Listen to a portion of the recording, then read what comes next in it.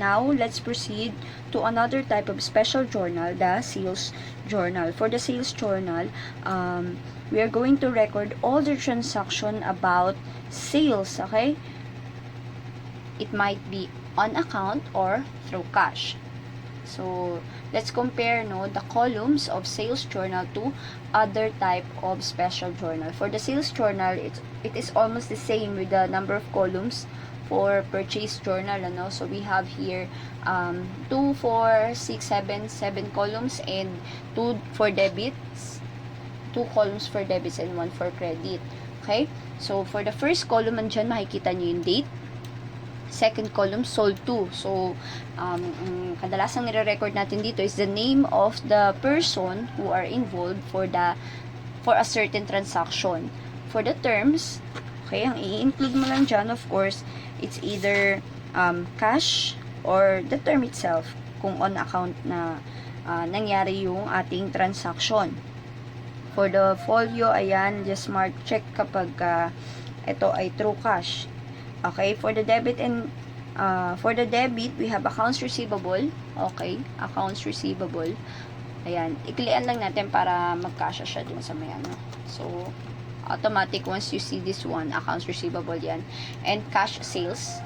And also for your credit, automatic isa lang siya. Sales lang na column ano.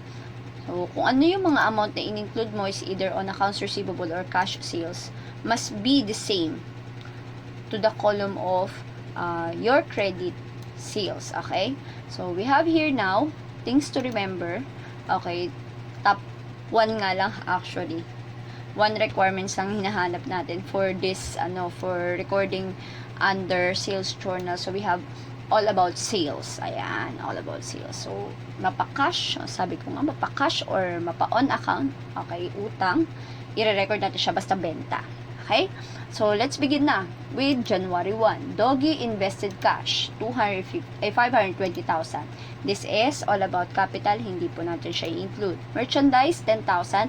All about asset, hindi po natin i-include. Furniture and equipment, asset pa din, 20,000. Not included. Both merchandise on account from Miss Cheeks, 150,000 terms 2/10 and over 30. This is a purchase, type of purchase, so not included. Cash sales, 80,000, invoice number 120. It's all about sales and it is made through cash. Okay? Kaya, will include January 2. Don't forget to type in also the date para di tayo maliligaw later. Next okay, nag-isolate na tayo para malaman lang natin or kung ano lang, focus lang tayo later sa transaction na may kinalaman kay cash. Okay, ay kay cash sales or on account sales. Now, let's move on to sold merchandise to JZAM. For cash, 40,000. Invoice number 121.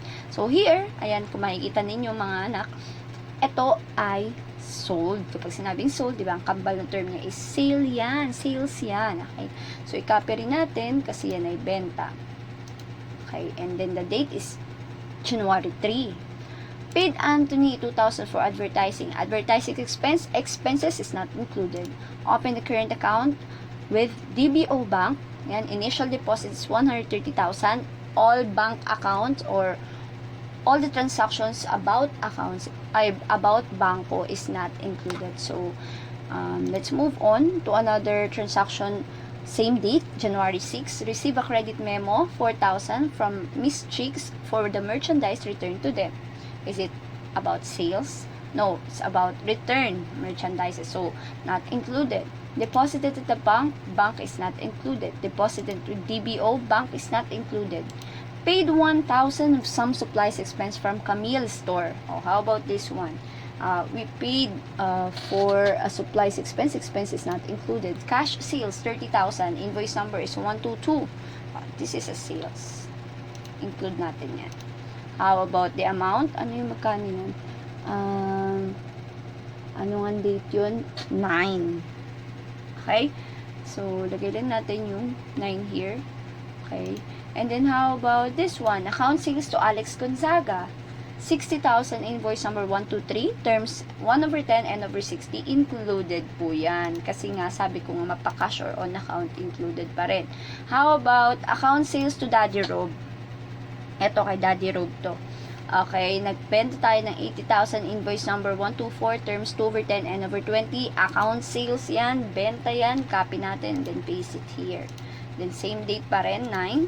How about send credit memo? Once again, this is not necessarily na kailangan natin gawin bago tayo transact to sales journal or mag-record. Ito lang naman ay technique or strategy para ma-practice natin, ma-familiarize muna lahat ng mga transaction and to be isolated from here to here, okay? And then, iikot lang yung, yung mata mo, pag magre-record ka na dun sa mga through sales, and mahihimay mo na wala kang malalagpasan ng mga transactions sa may kinalaman kay sales. Okay? So, next is send credit memo, 3,000 pesos to Alex Gonzaga for the merchandise returned to us is not included. Return merchandise yan. Issued check number 001 for the cash purchase of merchandise from Yuquero Company, 40,000. Purchase yan, not included. Cash sales, 45,000. Invoice number 125. Cash sales po yan, let's include it. Okay? January, asan tayo? 15. Okay? And then next, after that, okay, deposited at DBO Bank, 30,000, not included.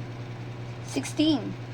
Paid salaries of employees, 20,000. Check number is 005. Salaries expenses, not included. Account sales to Zainab, 58,000, invoice number is 126, terms 5,000 down payment and balance at 10 days 6% note. Okay, it is account sale, so copy lang po natin and then paste it here. Don't forget to type in also the date. The date is 16. Okay, now let's move on. How about this one? Okay, account purchases from Mami Oni, 500,000, down payment of 40,000 and the balance at 20 days 6% note. This is not included. Okay. How about account purchases from Lomi Hia, 120,000, terms 2/15, N/60 for January 18, not included. It's all about purchases. How about paid with check number 001116 or 1,600 pesos for freight on the above merchandise.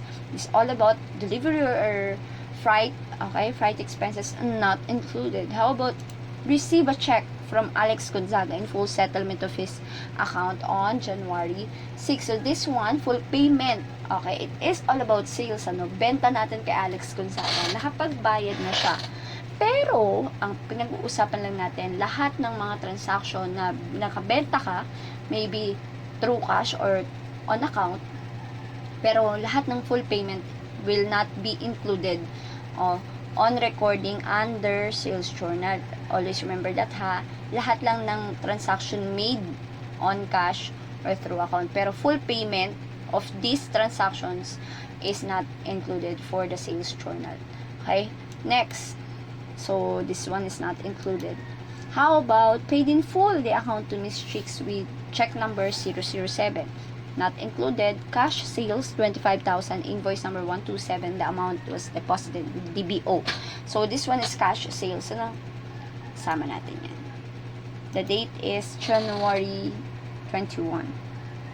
Okay, next, account purchase from the following. Ito, nakabenta naman tayo, nakabili tayo or we ordered or we purchased from Miss Chicks and Mami Oni, 150,000 terms 2/10, N/30, and 160,000 terms 1/10, N/60 is not included. Cash purchase from Mr. Piento, 20,000. Ito ay cash purchase, so not included. Merchandise sale 2. Ito, benta to. Gelize, 80,000, invoice number 128. Ang term natin is 3/10, 2/20, N/60. Ito ay sales to Jelly on account. So, copy lang natin yan. Okay, hindi naman siya na full payment, kaya copy pa natin. Yung mga pasimulang utang or pasimulang pagbentahan, pwede natin sasama siya dito, no? So, the date is January 24. Meron pa ba? Alex Gonzaga, 30,000, invoice number 129, terms N over 60. Kasama din po yan. So, i-record lang po natin under January 24 pa rin. How about, meron pa isa, issued check number 006 for the delivery of the above sales. Above sales nga, pero ito ay delivery expenses or freight. So, not included. How about cash sales? January 26, cash sales 60,000, invoice 130. Copy din po natin yan kasi yan ay cash sales, and then lagay lang po natin dito in the date. Okay? And then next, we have issued check number 007 to Mami Oni as full payment. Ito ay full payment. Purchase kasi ito itong kay Mami Oni. So, hindi rin natin i-include. How about paid months rent? Okay, lahat na may kinalaman sa expenses ay hindi kasama. January 31 pa rin, paid in cash the following: light and water, salaries expense, advertising expense, repairs expense, telephone billing expenses. Drawing expenses, drawing is not included here because we are talking about sales journal, okay, for sales only. Now, let's move on recording na po from the separated transaction, okay, mula dun sa original natin up to the sales journal columns na po, okay, sales journal book.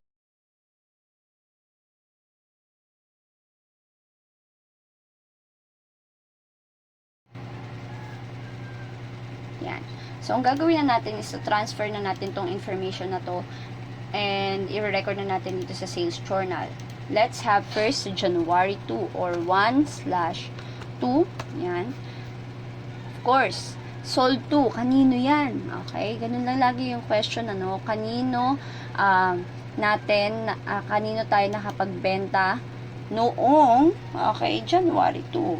Pero ma'am, wala naman pong name included noong January 2. So, what are we going to do po? Ano ang i-record namin? So, pwede nyo naman ilagay dyan, anak. Okay? Yung word na cash sales na lang. Ayan. Cash sales. Okay. Okay. Of course, the term is through cash. Mamimili ka lang naman dyan sa terms kung cash or the term itself para dun sa mga on-account sales, ano. So, we have cash. Dahil ito ay cash sales, ayan na, nakalagay na, kung ano, ayan, cash sales yan, dapat dito rin, okay, cash sales ang paglalagyan mo ng amount. So, how much is that ba? We have 80,000. Uy, don't forget nga pala mga anak, kapag tayo ay magre-record ng cash sales, lagay nyo yung invoice number. 101. Ayan. So, lagay lang natin dito, 120. Sorry. 120. So, lagay lang natin dito yung accounts receivable, cash sales na 80,000, and then automatic for credit is 80,000 din. Yan. Space lang tayo, and then let's move on to the next transaction. January 3. Okay? Sold to, sold merchandise to JZAM for cash, 40,000, invoice number 121. Okay, kanino daw? Kay JZAM. And then, lagay nyo rin, pwede rin naman ninyo i-include kung ano yung naging invoice number natin kay JSAM para sure ka na rin, ano. 121 yon. And then, is it through cash or on account? Okay, for cash, 40,000. Kaya, lagay mo lang dito cash. And then, yung amount na 40,000 here under cash sales, ano, 40,000. And then, automatic for credit, same amount, 40,000. And then, space once again. Let's move on to January 9. Okay? Next, yan, basahin muna natin. Cash sales, 30,000, invoice number 122.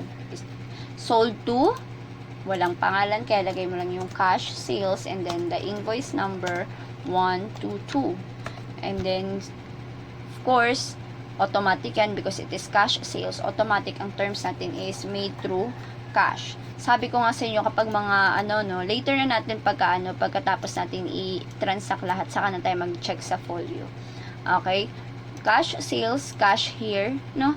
And then, the amount for the first transaction under January 9 is this one, cash sales with the invoice number 122, 30,000. So, ang 30,000 mo will be recorded under the debit column, yes, debit column for cash sales 30, 1, 2, 3. And then credit 1, 2, 3. Ayan. Now, let's move on to account sales to Alex Gonzaga. So, may utang, yes, si Alex Gonzaga sa atin na worth 60,000. Invoice number 123. Ang terms is 1/10 and over 60. Lagay nyo lang dito, January 9 once again, or pwede rin namang hindi na ma-include kasi same date lang naman. Okay, and then lagay nyo lang Alex Gonzaga or Alex G. Invoice number, magkano nga, ay ano nga yung invoice number natin kay Alex G? 1, 2, 3. And then, ang ating is it made on cash or through account? On account, So, we have here, ayan, account sales to Alex G.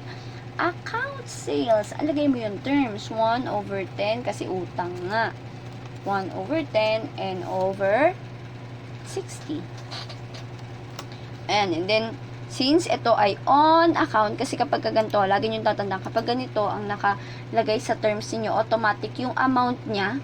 So, magkano yun? 60,000 will be recorded under the debit column accounts receivable. So, lagay nyo lang yung 60K dito. 1, 2, 3. Ayan, and then automatic na wala ka naman pagpipili ang iba sa credit mo na sales, 60,000 din.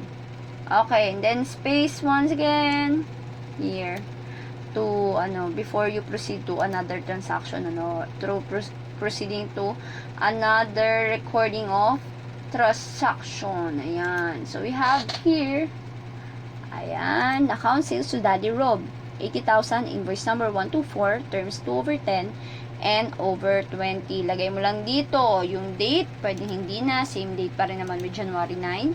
Lagay mo lang dito, sold to Daddy Rob. Okay? Anong invoice number ni Daddy Rob?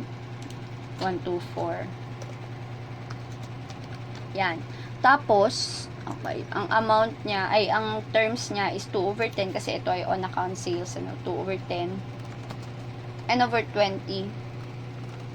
Tapos, or saan natin i-include ang worth 80,000, of course, dito sa accounts receivable dahil ito ay on account sales. And then, automatic for your credit sales, 80,000 din. Next, magbabago na bang date natin? Yes, January 15 na tayo. Cash sales, 45,000. Invoice number 125. Lagay mo lang dito January 15, 1/15. Yan. Tapos, ang ating sold to, cash sales, 125. And then, lagay nyo lang dito, is it through cash or on account? Of course, through cash. Kasi nga, cash sales na nga eh. And then, the amount for the 45,000 pesos will be recorded under cash sales debit, 45,000. And automatically, 45,000 for your credit under sales column. Next is January 16. Ayan. 1/16 na tayo. 116, account sales to Zainab, 58,000, invoice 126, terms is 5,000 down payment, and balance at 10 days, 6% note. Ayan, account sales to mga anak. So, lagay mo lang dito yung pangalan kung kanino tayo nakabenta, pero through, on account, Zainab. Invoice, invoice niya? We have 126. Okay. Tapos, ayan. Dahil ito ay on account sales, ilagay mo lang kung ano yung terms natin kay Zainab. Ang terms natin kay Zainab is 10 day 6% note. 10 day 6% note. Or pwede nyo rin ilagay na note. No? Pero mas maganda talaga yung naka-include kung ano yung note natin sa kanya, interest-bearing note natin. Ang transaction kay Zainab is 58,000 ang amount. So, ano ba susundin natin? Yung 58K or yung 5,000? Same with purchase journal. Kung magkano yung original na account sales or on-account purchases. Kasi kay purchase journal, let's say for example, 200,000 yung utang, tapos may down payment na, 500,000 yung utang, tapos may down payment na 40. So, automatically, ang utang na lang sa kanya is ang utang na lang natin is 460. Pero, hindi natin i-record yung 460 kung magkano yung original amount ng natin, nakuha natin. So, move pa rin tayo with Okay, 500,000. Dito rin, kay sales, ganun din ang gagawin natin. So, despite of having a down payment worth 5,000, yung 58K pa rin po yung i-record natin under saan? Dito sa debit accounts receivable, 58K pa rin, no? And then, automatic 58K din for your credit under sales. Next, we have January 121. Okay, for this time, let's see if it is through cash or on account. Yan, cash sales, 25,000, invoice 127. The amount was deposited with DBO. Ngayon, may bangko na pinag-uusapan, pero ito kasi ay cash sales. Pero, i-record pa rin natin siya, okay? So, ang ilalagay natin dito is cash sales and then the invoice number. Diba, sabi mo, Miss Ice, hindi natin sasama lahat na may kinalaman sa bangko. If and only, nag-open ka lang naman ng account sa bangko or nag-issue ka ng cheque or mga ganon. Nag-deposit ka lang. Pero ito kasi, may benta talaga na kasama doon sa pinaka-transaction. Kaya, isasama pa din natin siya dito sa sales journal. Sabi ko nga, lahat na may kinalaman kay sales, made through cash or on account, will be included here. So, cash sales, ang invoice number natin is 127. And then, is it through cash or on account? Cash yan dahil nga cash sales eh. And then, the amount is 25,000 because it is cash sales. Nakalagay na nga dyan. Of course, for your debit, ilalagay mo yung amount under cash sales column. So, the amount is 25,000. No choice for credit automatically to be recorded under sales. Okay? And then, space lang po tayo bago tayo mag-proceed dun sa next transaction natin na January 24. 1/24. Then, how much is that? Okay? The transaction is all about Jelay, 80,000. We have the invoice number 128. Ang terms natin is 3/10, 2/20, N/60. So, sold 2. Kanin tayo nakabenta kay Jelay. Oh, what is the invoice number? Invoice number is 128. Okay? Is it through cash or on account? On account. Kasi account sales kay Jelay. Okay, na may terms na 3/10, 2/20, 2/20, and N/60. Ayan. So, next is magkano yon? Ang amount natin kay Jelay is 80,000. To be recorded under account receivable. Kasi hindi pa naman talaga natin siya nare-receive. Utang to ni Jelay. 80, 1, 2, 3, and then same, yan, 80,000 din dito sa ating, ayan, credit na sales. And then next thing, we have January 24 pa rin, 1/24, ayan, Alex Gonzaga naman, 30,000, invoice is 129, okay, wait lang, tanggalin natin yung P, ayan. Invoice is 129, terms is N/60. So, lagay lang natin dito si Alex G. Sold to Alex G. 129. Invoice number niya 129. And then, on account ito, sulat lang natin dito yung kanyang term na N/60.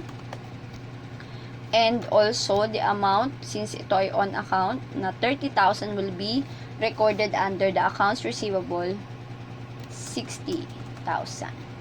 Next. Ayan, 60,000 din for your credit sales. Bakit kailangan i-record natin yung kung ano yung amount dito will be recorded also the same with credit? Kasi nga po, kapag hindi mo yun in-include, may tendency hindi magbabalance yung total ng debit mo and yung total ng credit mo.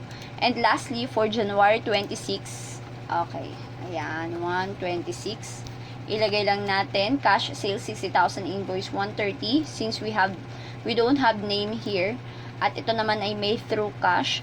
Okay, sold to will be cash sales. Just include the invoice number para ito na yung pagkakakilanlan natin dito, since ang dami-daming nag-cash sales, sa invoice number sila mag-iiba. Ang term is cash, kasi nga ay cash sales, and 60,000 will be recorded under cash sales column, 60K. And of course, here for your credit, 60K. O, moment of truth na tayo. Sabi ko nga, kagaya ng ginagawa natin sa ibang journal, okay, ito total natin lahat ng columns, 2 from debit, and 1 for credit. Pag na-total mo yung column yan, ayan, yung per columns, i-add mo yung dalawang debit natin under accounts receivable and cash sales, ano, and then, pagka nakuha mo na yung total nun, dapat, same siya sa total amount under sales. Okay, let's see. For us to know,